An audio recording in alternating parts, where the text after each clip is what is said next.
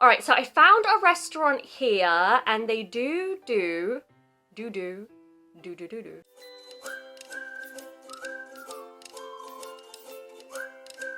皆さん、こんにちは。スクイシートークへようこそ。Okay, in today's video, I'm going to be ordering Japanese food in the UK to my house. So, if you like videos like this, don't forget to like and subscribe. And let's begin.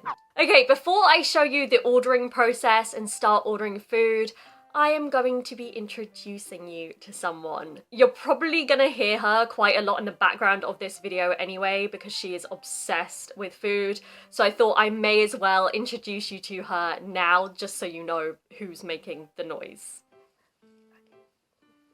Okay, this is Bubbles. She's my darling cat. She is 22 years old, so she's really, really old. Oh, she's cuddling me. Bubbles. Yeah, she's 22 years old, and the reason why her meow is so loud is because she's actually deaf, so she can't hear anything. Hello, say hello, puppy. Oh, you've got stuff on you. Yeah. Yeah, so this is Bubbles. So if you hear a really loud meowing sound in the background, that is her. She's making that noise, but yeah, she's really lovely. I'll show you. Look, here you go. Say hello.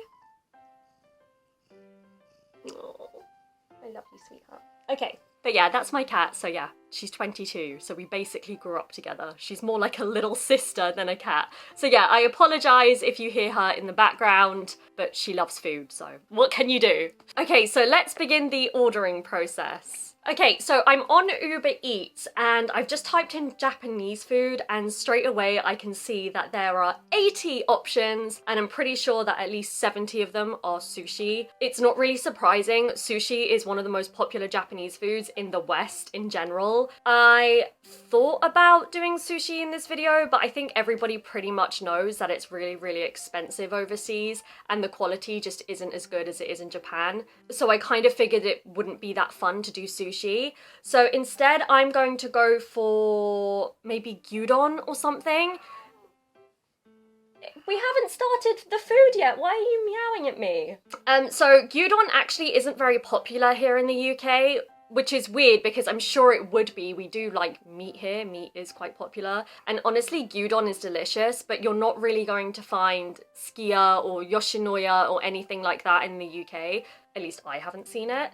So I figured it'd be fun to try and find some gyudon and just compare it to what we have in Japan. All right, so I found a restaurant here and they do. It says here, Japanese stir-fry premium beef on rice, soy sauce, onion, spring onion, sesame seeds, and pickled red ginger. So that is £9.99. So it's pretty expensive if you compare it to Japan because I'm pretty sure the size won't be that big.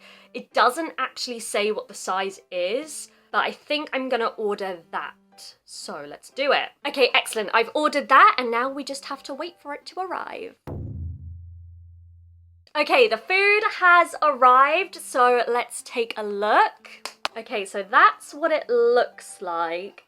I mean, it's just as I expected. It's definitely a lot smaller than what you would get in Japan, especially if you consider the price. But yeah, it smells pretty good. Okay, so let's try it. Itadakimasu.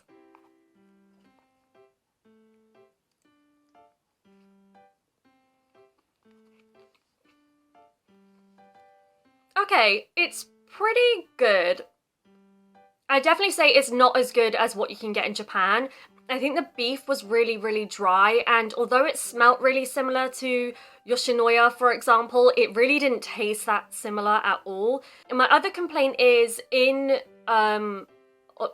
any of the gyudon restaurants in Japan, you can choose various different toppings and you can choose what size you have and things like that. I had literally none of these options for this.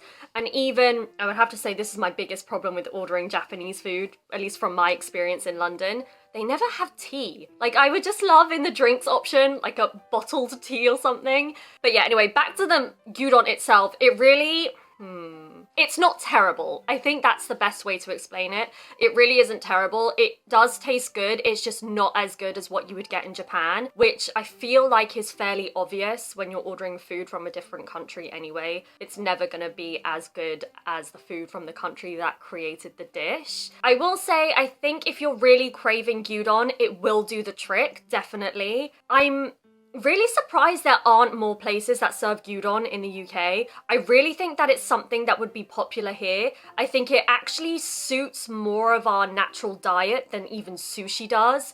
We eat beef quite a lot in this country.